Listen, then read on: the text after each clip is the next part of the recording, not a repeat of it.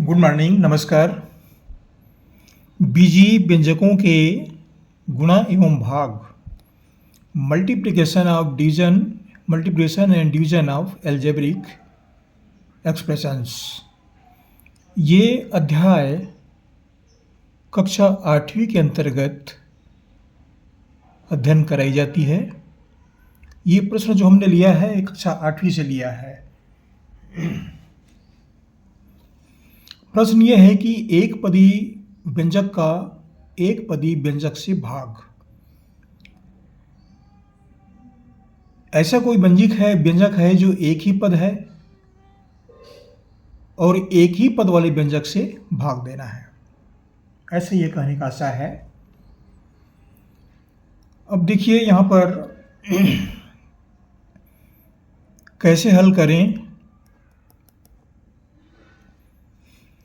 एक पदी व्यंजक, एक पद वाले व्यंजक, इसको पहले समझने का प्रयास करते हैं। 18 एक्स वर्ग वाई, ये तीन दिख रहे हैं। 18 फिर एक्स वर्ग फिर वाई, ये तीन चीज़ें दिख रही है, लेकिन ये एक ही पद है। कहीं पर धन या ऋण का चिन्ह नहीं लगा है। धन या ऋण का चिन्ह लगेगा तो वह द्विपद या त्रिपद हो जाएंगे। वैसे इसको देखिए 6xy, यह भी एक पद ही है। तीन संख्या दिख रहे हैं 6xy, लेकिन ये एक पद है। ये तो क्या करेंगे इसके लिए। इस वीडियो को प्रारंभ करूं इससे पहले कहने जा रहा हूं, जहां से पढ़ रहे हैं कमेंट्स भी कीजिएगा, लिखिएगा, बताइएगा और हमारे चैनल को सब्सक्राइब भी कर दीजिएगा। ये सहयोग आप अवश्य करें। चलिए आगे पढ़ते हैं। तो 18 एक्स वर्ग वाई में 6 एक्स वाई का भाग देना है। ये हमने भाग चिन्ह लगा दिया।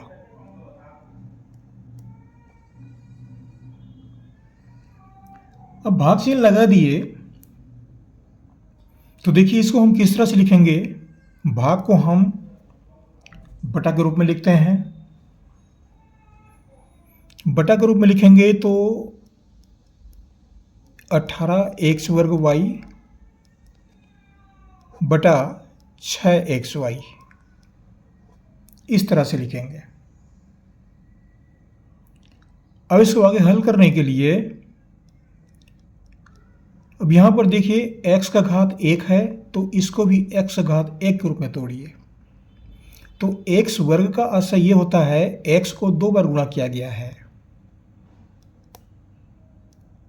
x गुणित x, ये दोनों घात जुड़ जाते हैं, घातांक नियम से जुड़ जाते हैं। ये 1 और 1 मिलकर के ये 2 हो जाते हैं। ये y है तो इसको y लिख दीजिए। बटा 6xy है तो यहाँ पर हम गुणा का चिन्ह लिख देते हैं। 6 गुणित x गुणित y, मतलब 6xy में यहाँ पर गुणा का चिन्ह छिपा है, यहाँ पर गुणा का चिन्ह छिपा है। तीन संख्या दिख रहे हैं इसमें, ये गुणा का चिन्ह छिपा हुआ है। अब देखिए यहाँ पर ये 3 से ही भाग जाएगा, 2 से ही भाग जाएगा, 6 से ही भाग जाएगा। 6 का पहाड़ा पढ़ते हैं तो 6 कम 6 और 6 की 18, 3 बार कट जाता है। ये x से x कट जाएगा, बराबर राशियाँ हैं, और ये y से y कट जाएगी। ये दोनों समान राशियाँ हैं, बराबर राशियाँ हैं। अब यहाँ पर क्या बचते हैं, 3 और यहाँ बचा x। तो भाग देने पर क्या बचा, 3x।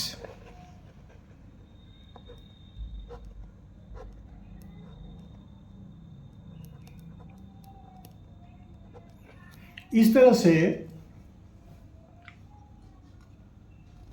एक पद वाले व्यंजक को एक पद वाले व्यंजक से भाग दिया जाता है।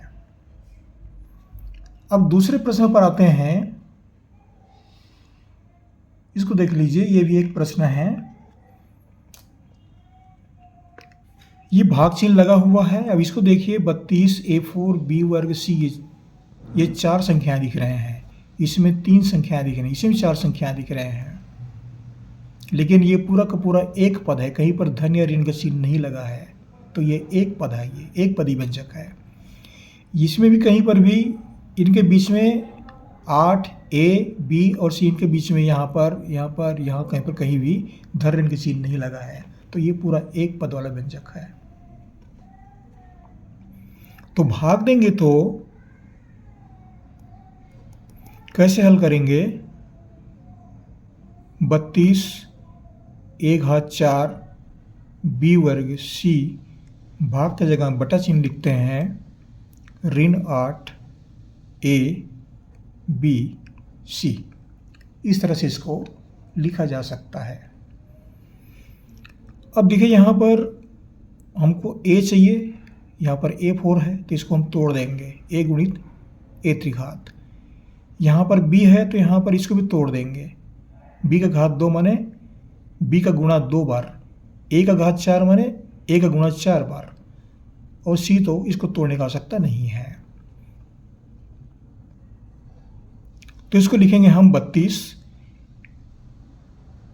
a गुणित a त्रिघात, या इसको अब a गुणित a ऐसा भी लिख सकते हैं। a को 4 बार गुणा करके लिख सकते हैं इसको, a त्रिघात माने a को 3 बार गुणा कर सकते हैं, लेकिन आवश्यकता नहीं है, थोड़ा सा लंबा हो जाएगा।